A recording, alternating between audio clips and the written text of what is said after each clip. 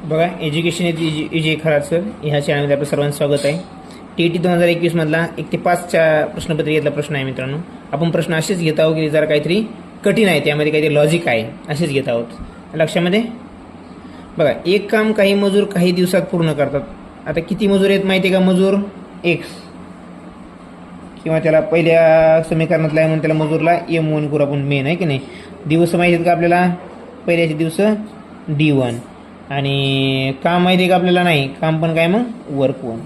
हे असं आपल्याला गृहीत धरून करता येतं. पण याच्यापेक्षाही सोपं लॉजिक आहे मित्रांनो. काय, जर मजुरांची संख्या 2/3 पट केली तर तेच काम पूर्ण करण्यासाठी दिवसांची संख्या पूर्वीच्या संख्येच्या किती पट होईल?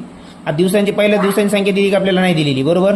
आता मजुराची संख्या बघा, यांचं मजुराचं प्रमाण आणि त्या दिवसांचं प्रमाण कधी व्यस्त असतं.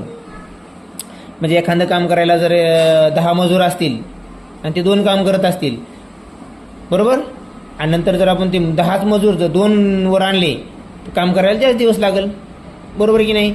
तर मजूर वाढले काम लवकर होईल, बरोबर. मजूर कमी केले दिवस जास्त लागतील. म्हणजे यांचं प्रमाण कसं असतं? व्यस्त असतं.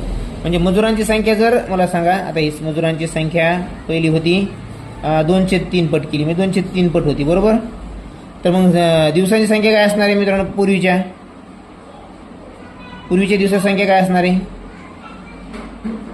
3/2 पट. याच्या व्यस्त, याचा व्यस्त काय आहे? 2/3चा व्यस्त काय? 3/2. मजुराची ती 2/3 असेल तर दिवसाची 3/2. ही पूर्वीच्या काय आहे? पूर्वीच्या दिवसांची संख्या आहे मित्रांनो, बरोबर. लक्षामध्ये पूर्वीची आहे. त्यांनी काय विचारलं बघा, काम पूर्ण करण्यासाठी दिवसांची संख्या पूर्वीच्या संख्येच्या किती पट होईल? आता ह्या पूर्वीच्या संख्येच्या किती पट होईल म्हणजे याची पण पुन्हा व्यस्त करणं आहे आपल्याला नवीन समीकरणामध्ये. हे दिवसाची संख्या जी आहे ती पूर्वी 3/2 होती, तर आता काय होईल? ती याच्या व्यस्त होईल. 3/2चा व्यस्त काय होईल? 3/2चा व्यस्त संख्या होईल 2/3. हे या ठिकाणी आपलं उत्तर आहे. आता मुलं काय करतात? 2/3 पट केली, मग या 2/3 पटचं काय करतात? त्यांना माहीत असतं व्यस्त चलन आहे. उत्तर काय करतात? 3/2 पट. 3/2 पट म्हणजेच काय? 1.5 पट हे उत्तर आपलं आहे. पण या ठिकाणी 1.5 पट उत्तर आहे का नाही माहिती? पूर्वीच्या दिवसाची पुन्हा पट काढायची आपल्याला, मग त्याचं पुन्हा व्यस्त चलन घ्यावं लागेल दिवसांचं. तर अगोदर दिवसांचं पट दिलेली त्यांनी नाही, पण मजुराच दिलेली. मजुरावरून त्याचं व्यस्त चलन घेतलं की आपल्याला दिवसाचे रेशिओ मिळेल, प्रमाण मिळेल.